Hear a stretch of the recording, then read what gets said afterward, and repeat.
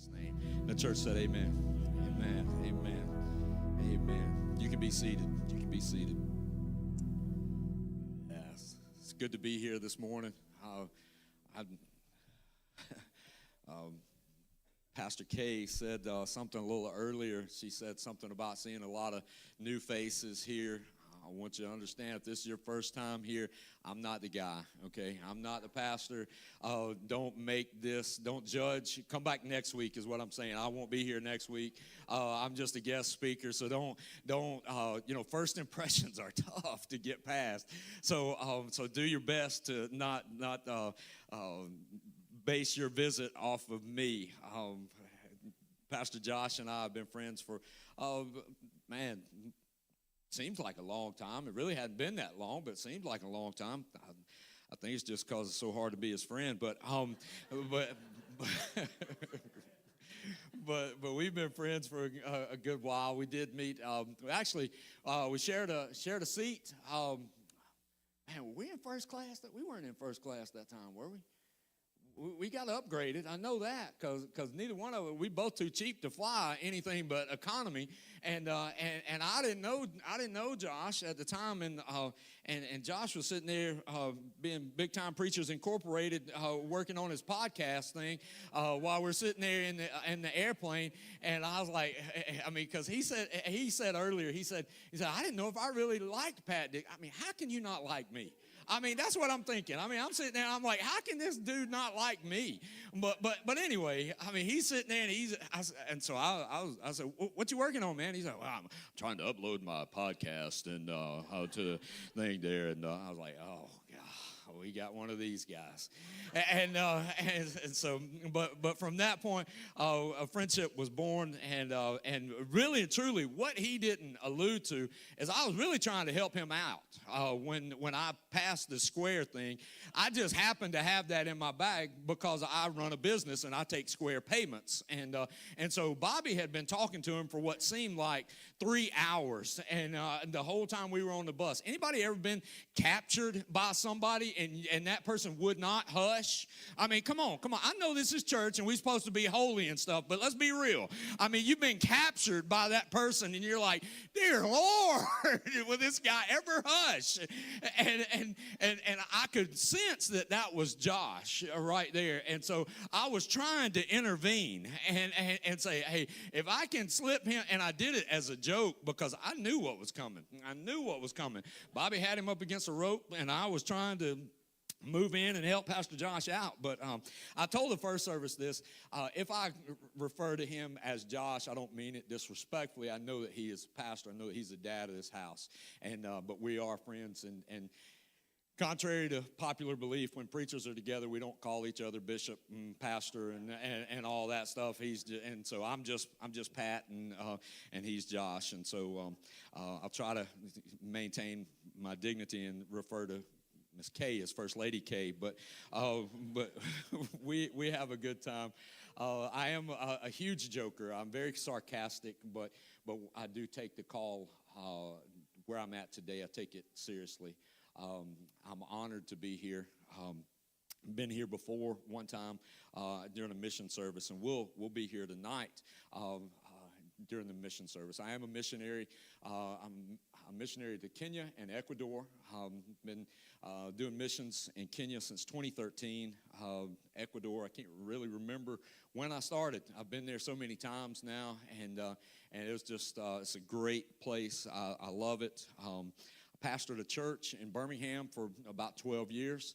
And it was very diverse, and we were probably 60% Kenyan, and we were about a church of about 115, 120, something like that. We had about 15 to 17 different nationalities represented each service, and so very, very diverse, and I love that. I grew up in a small town, never went to school with an African American, all-white school. There were 28 whole people in my graduating class, and I went to public school, so I grew up in a small rural community, and now God has opened doors for me to go all over the world. I don't tell you that to brag on me or to tell you what I do. I just tell you what God can do if you will allow him to do it.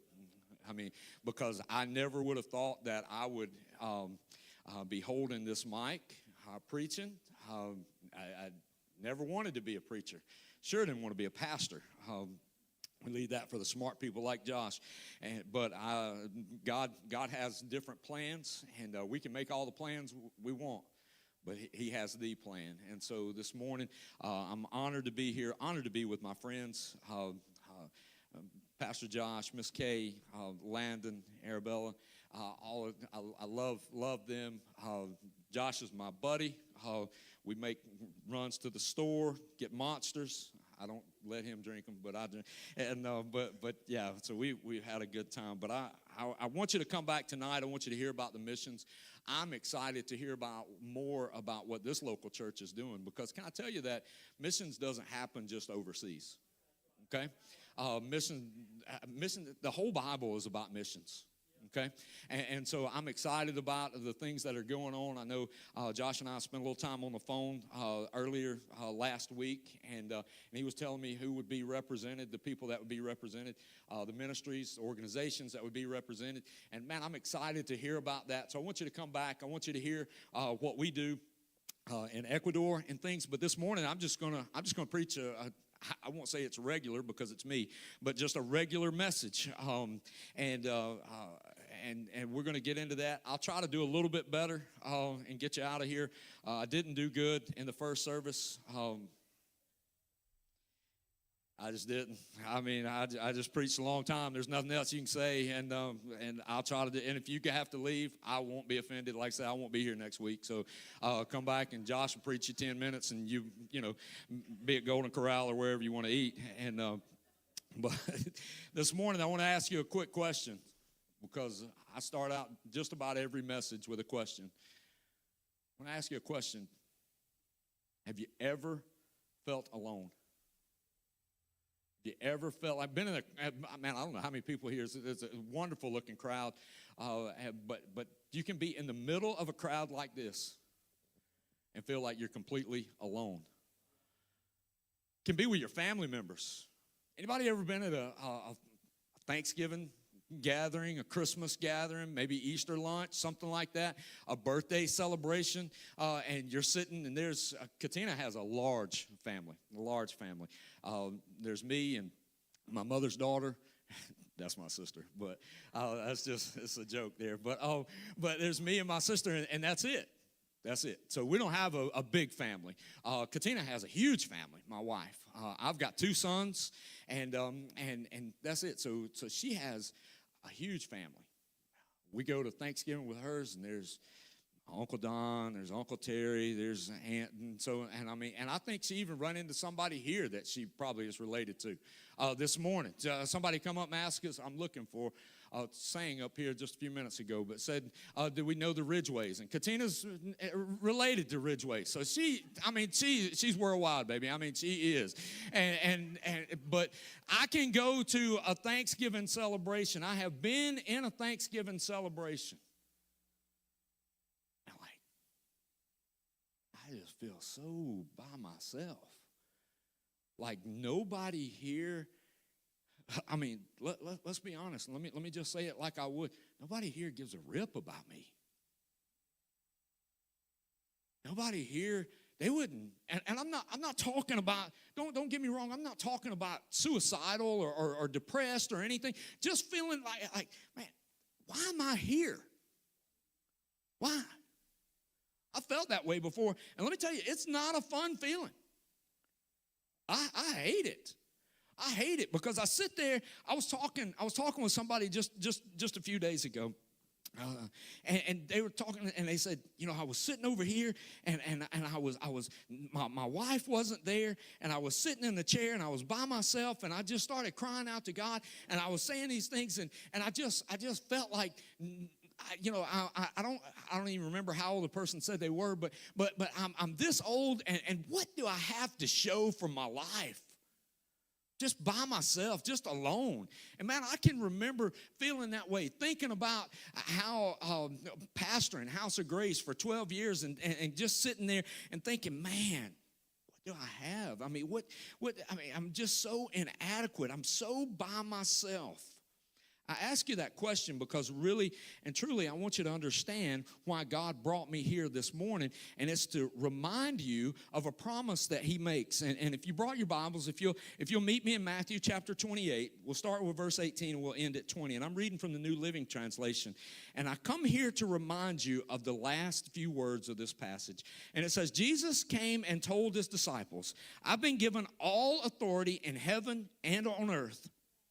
Verse 19 says, therefore, so if it says therefore, it's because of that, because I've been given all authority on heaven and earth, this is what I want you to do, okay? Because of that, I'm sending you. So go, somebody say go and make disciples of all nations, baptizing them in the name of the Father, the Son, and the Holy Spirit. Verse 20 says, teach these new disciples to obey the commands that I've given you. Teach them what you know.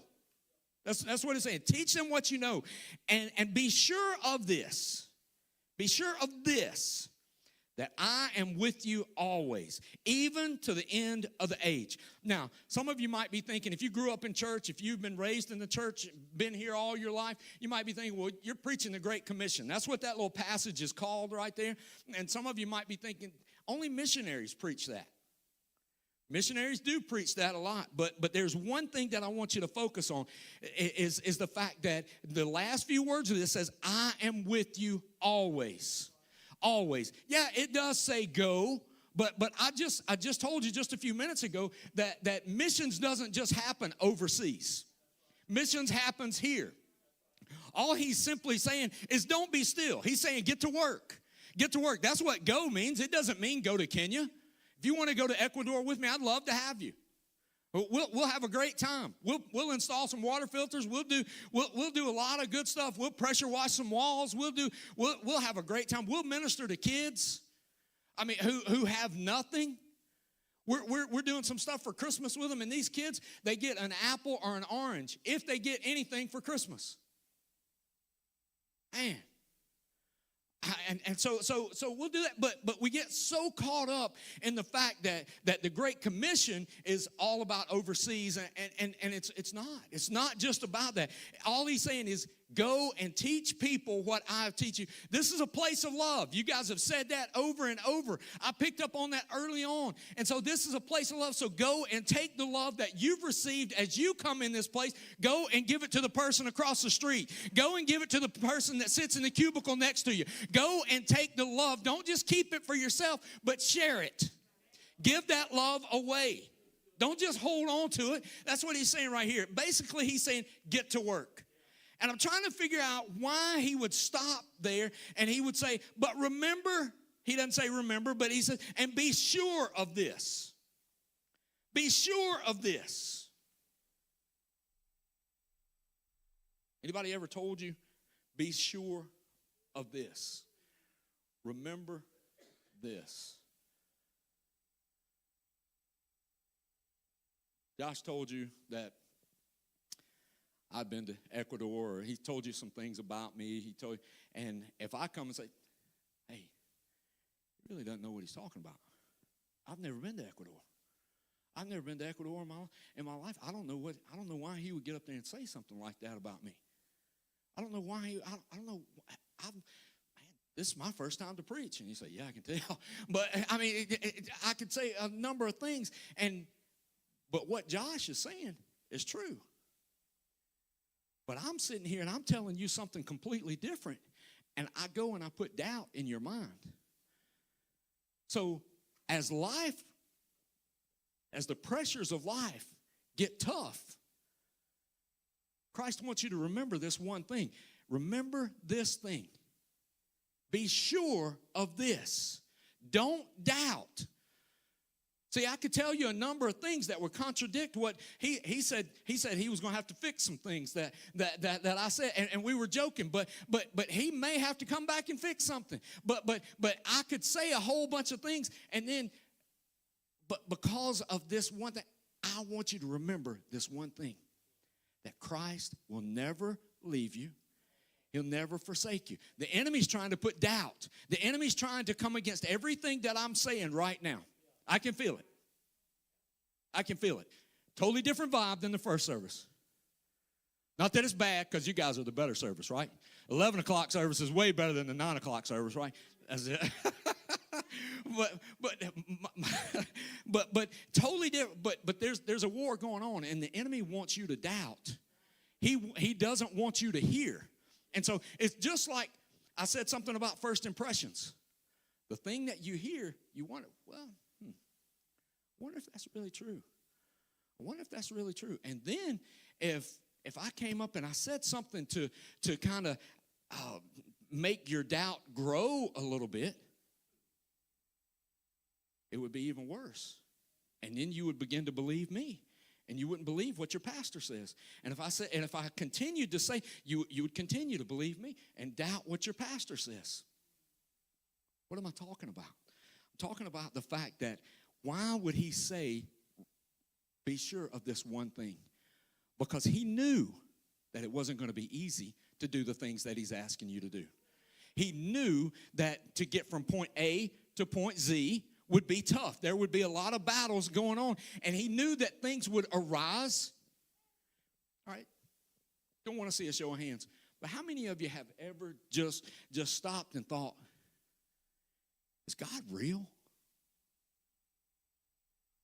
Grew up in church all your life, and have you ever thought, does God really, is God real? Is he real? Because of things that are going on, because of the pressures of life, all these different things.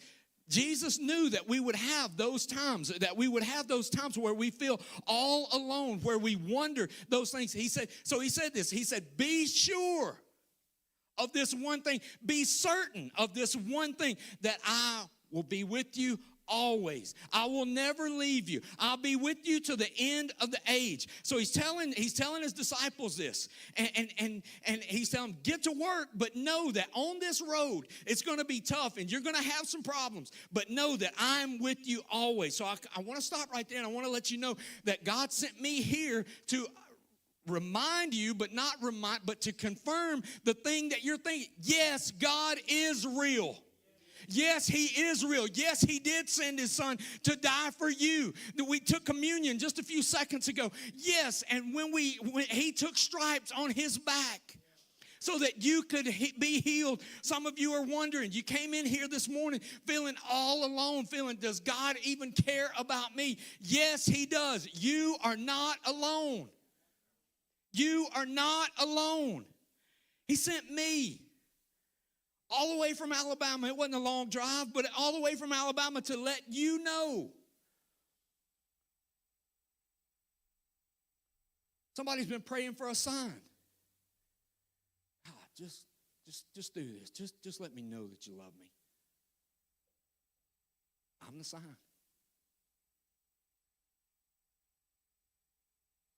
I'm the sign. I want that to sink in.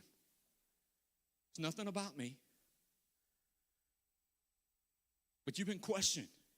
You've been wondering. I'm going to go deeper. You've been doubting. Should I even go to church? Should I even do this? Yeah. God's not done with you. God has not left you. I'm talking to somebody. I know that this is... Man, I wish I was hearing about a missions message. But this is a tough message. This is a heavy message because I'm kind of getting in your world. It's okay that you've had those thoughts. God's not mad at you. God's not mad at you for questioning. I mean, if we want to talk about that, John the Baptist, who was man, he was the man. And he wondered. He sends his messengers back to Jesus, and he said, hey, are all these things true, or should we look for another? And Jesus said, tell him I am.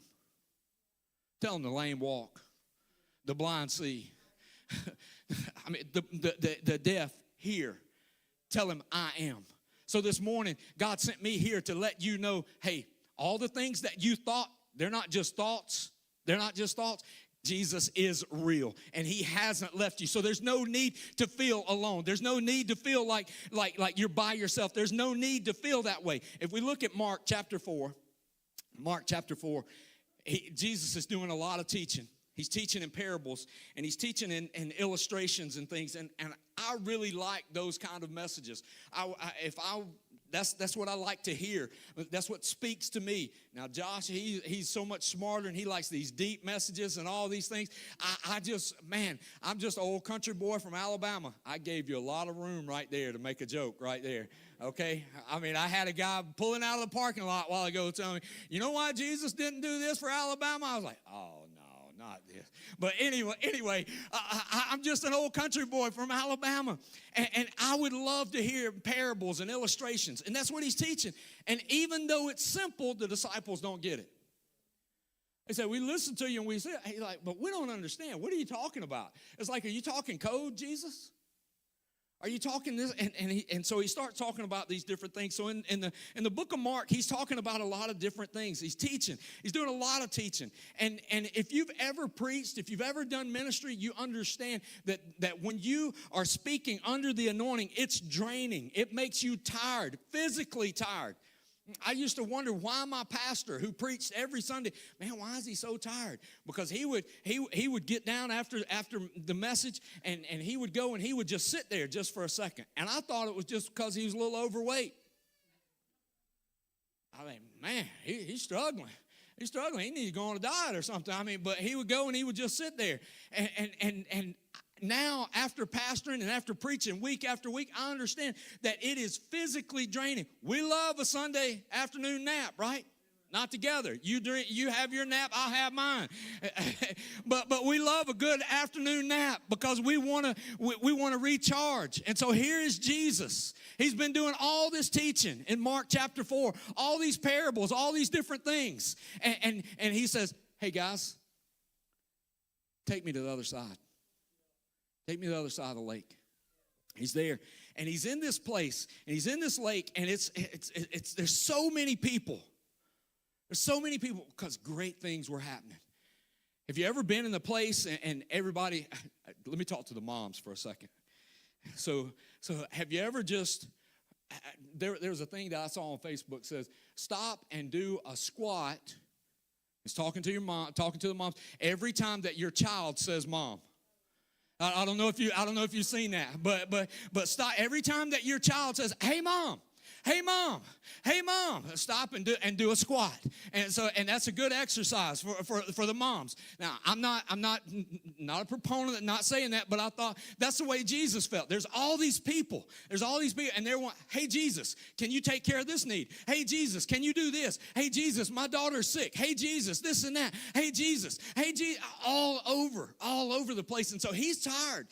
There were so many people. They had to take the boat, get in a boat, push the boat out into the lake, anchor down, and teach from there to all the people. So there's a lot of people there. He's doing a lot of teaching. And so he finally wraps it up, and he says, hey, guys, let's go to the other side. Let's go to the other side. And basically, he doesn't say it like this, but what I think he's saying is, I need some rest. I'm tired. You begin to feel alone when you're tired. You just put out. You just give. You give. You give. You give. You continue on. So we find Jesus. He's like, hey, I'm going to go over here. Let's go to the other side. So he tells his disciples, take me to the other side. Let's look at Mark chapter 4, verse 35. Verse 35 through 38, and it says, as evening came, Jesus said to his disciples, let's cross to the other side of the lake. So they took Jesus in the boat and started out, leaving the crowds behind, although other boats followed. Can't get away. Hey, Mom. Hey, Mom, come watch this. So here they're following him along. Verse 37 says, but soon a fierce storm came up. High waves were breaking into the boat, and it began to fill with water. Verse 38 says, Jesus was sleeping in the back of the boat with his head on a cushion. I want you to think about that just for a second. Here is Jesus. Verse 37 says, but a fierce storm came up. High waves were breaking into the boat. So that means they're coming in. It's taking water in.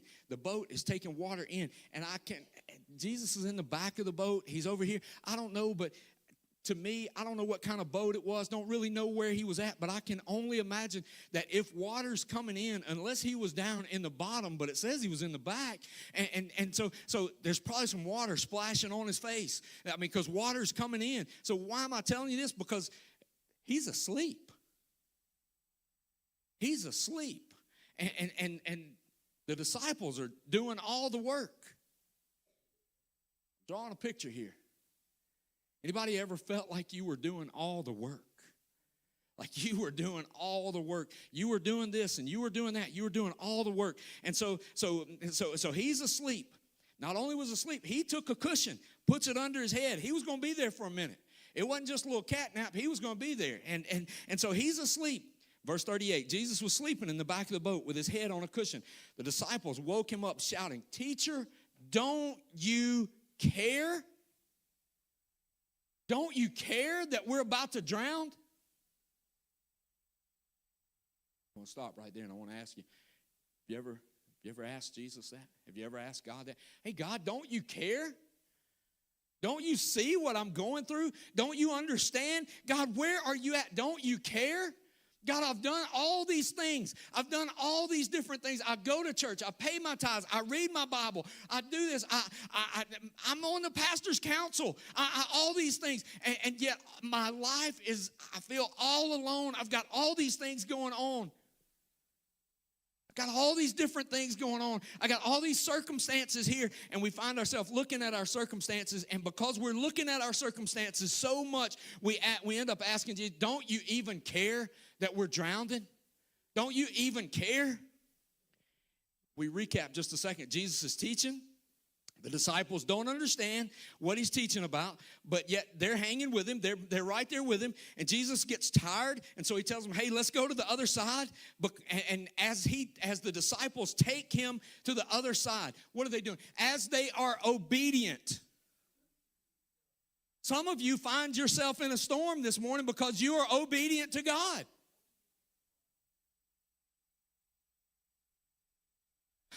I found myself in Ecuador because I was obedient to God. I'm in Ecuador. Where am I at? I'm in the ER because I got some bad food.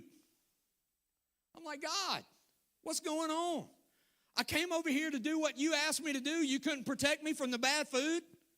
Just being real. He told you I was real. But that's what I'm like. God, what's going on? You couldn't protect. I'm over here doing your work. I could be at home. I could be in Birmingham. It's a whole lot easier. It's a whole lot cheaper. Some of you find yourself this morning feeling like God doesn't even care about you because of all the... Can I tell you, he's not mad at you. He's not mad. He's not upset with you. Just sometimes life just happens. And we have to go back and we have to remember that he said he would be with us always. He would be with us always. Now, you may have caused this storm yourself. Nobody wants to talk about that one. We may have disobeyed God. And so we find ourselves in the middle of a storm there. I'll move on from that one. But you find yourself in that storm and you're asking God, God, do you even care? Do you even care? God sent me here to remind you that yes, he does care. And no, he will never leave you. He will never walk away from you. He will be with you always, always, even to the end of the age. If we look at John chapter 16, verse 33, he says this. He said, I've told you these things so that you may have peace in me.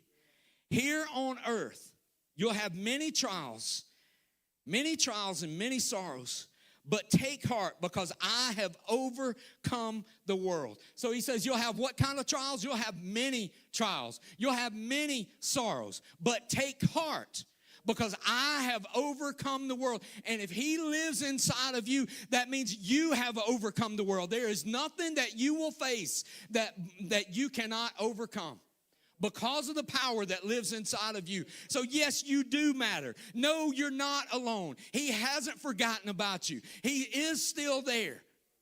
He does still love you. If we go back and we look at verse 31 through 32, it says, Jesus asked, do you finally believe? And that's what he's asking you today. Do you believe? I've given you sign after sign after sign. I've confirmed, and yet you still feel alone. And I've sent Pat all the way from Alabama to confirm that, hey, yes, I love you. And he's asking, do you believe? Verse 32 says, but the time is coming. He says, indeed, it's here now, when you'll be scattered, each one going his own way, leaving me alone. So even Jesus felt like that, like he was alone. But what does he say? Yet I am not alone, because the Father is with me. The Father is with me.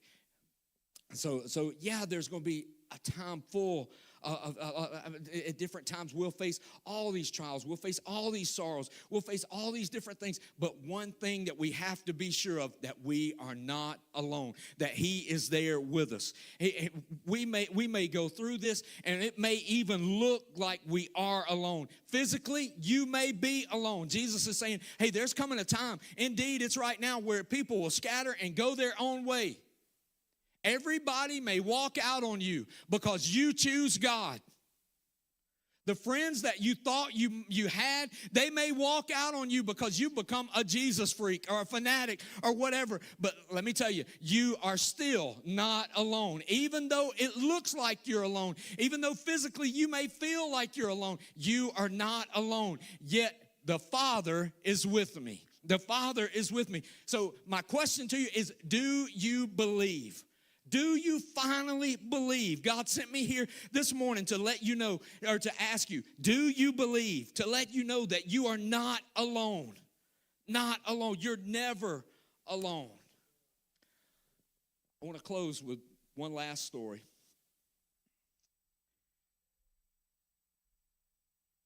And this story, I don't really think I finished it in the first service. But I'm in Ecuador back earlier this year, and we're there, and it's a new place that we hadn't been before, and I was excited to get to go to a new place. Not that the old places are bad or anything. Pastor Josh will tell you, it's just something about when you walk into a home and you give a family clean water for life, and you see that kid drink that water, and you know you've helped somebody. Anybody like helping people? I mean, whether they're here, your neighbor, you see somebody on the side of the road and they got a flat tire, or you give them a ride, give them a jump, something like that. It's just good to help people. It's just good to help people. And so we're over there, and Jorge, my contact there, he says, hey, do you want to go to the island? I didn't really even know where the island was, okay, but I was like, yeah, let's go. Let's go, because we're going to a new place. And so we get there to this one place. We're there, and the boats are out there. We're on the shore of the Pacific Ocean, and this place, it looks kind of dangerous. How does it look dangerous? Because there's all these army guys in camo and different things, and they've got long guns. They've got, ARs and different things, and they got them, and they're ready. They didn't have them on their shoulder. They were walking around like they were searching something. Walking backwards like this right here. The whole time. They were ready. They were ready. So we get out. So we're going to cross the Pacific Ocean, and we're going to go over there to this island. So, okay. All right. Said we're going to take some water filtration systems. We're going to take some gifts. I think Jacob had some books, and I think we're going to take a whole bunch of stuff, and so we're going over there. But the thing that we're going to take is we're taking love, because see, there's a gang, there's a gang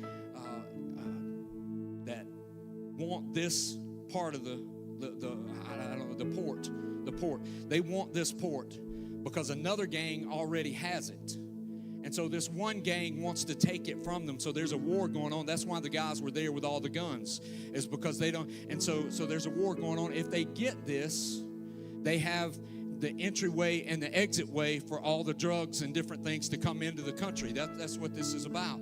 and they will have this island over here as their hub or whatever. And we're going over there because we're going to take them these things, but the things that we're going to take them, they matter, but we're taking them love, because one thing you got to know about this island is there's about 20,000 people on this island, but there's no Christian church. There's no church over there. There's telling about Jesus. And so real quick, I thought, that's how our mind is. That's how our life is. The enemy, we could have stayed right here. The disciples could have stayed right here. They didn't have to cross to the other side.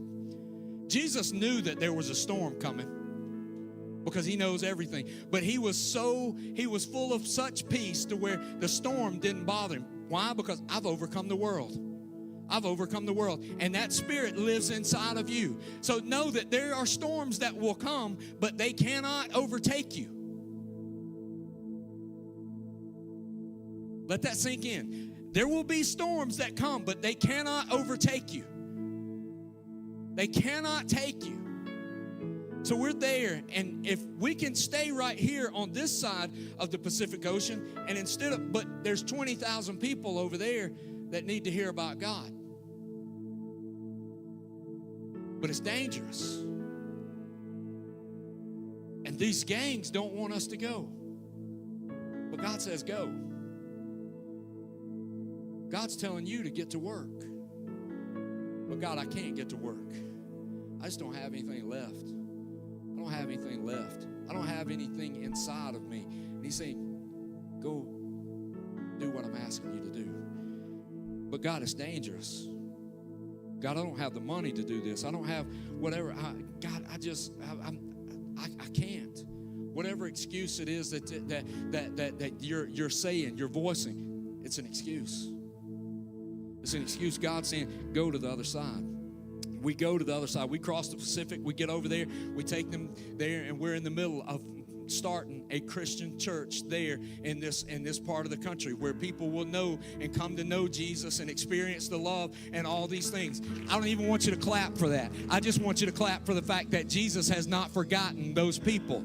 It looked like there's a whole body of water. The Pacific Ocean's pretty big, right? There's a whole body of water that's there between what is good and what's evil, and there's a battle raging for it. There's a battle raging for you, but God says, I have overcome. And so there may be a big old body of water, speaking figuratively, but God says, if you'll step out, I'll make you a water walker. I'll let you walk right here. I'll let you walk on this water, because nothing is impossible. But we can't do that as long as we're feeling alone. Because when we're feeling alone, that's when we're telling ourselves all these excuses and saying we're not going to do this and we're not going to do that. And meanwhile, these people that God has called you to go and reach, not Pastor Josh, because let me tell you, there are people that you will reach that he doesn't have a chance reaching. So he's called you to go. But the whole time you're saying, I can't do that because I'm alone. God says, I'm with you always, even to the end of the age. So right now,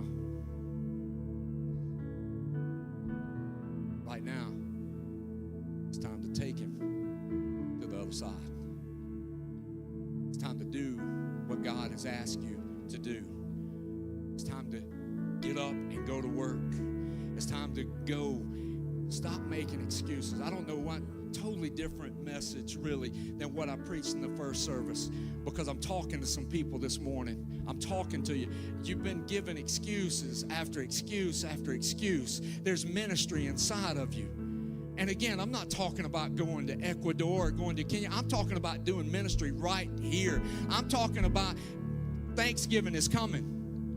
And some of you are going to see some family members that you really don't care to see. Ministry time right there. Right there. Go in there. Let them know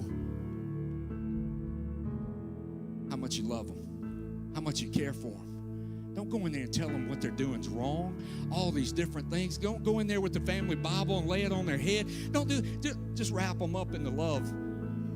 Teach them what this man has taught you guys here at this church for the last 8 years that this is a place where love is. That this is a place, not these four walls, but this is a place where love is. And because this is a place where love is, I'm going to cross the water. I'm going to cross the water, and I'm going to take it to this people right here. That's what I'm going to do. But we can't do that as long as we're sitting there. We can't do that as long as we're sitting there having a pity party, feeling alone. God says you're not alone. You're not alone. With every head bowed and every eye closed. Nobody looking around. Who came in here this morning feeling alone? If that's you, just slip up your hand. Put it right back down. Yep. Slip up your hand. Put it right back down. Yeah. Yep. Anybody else?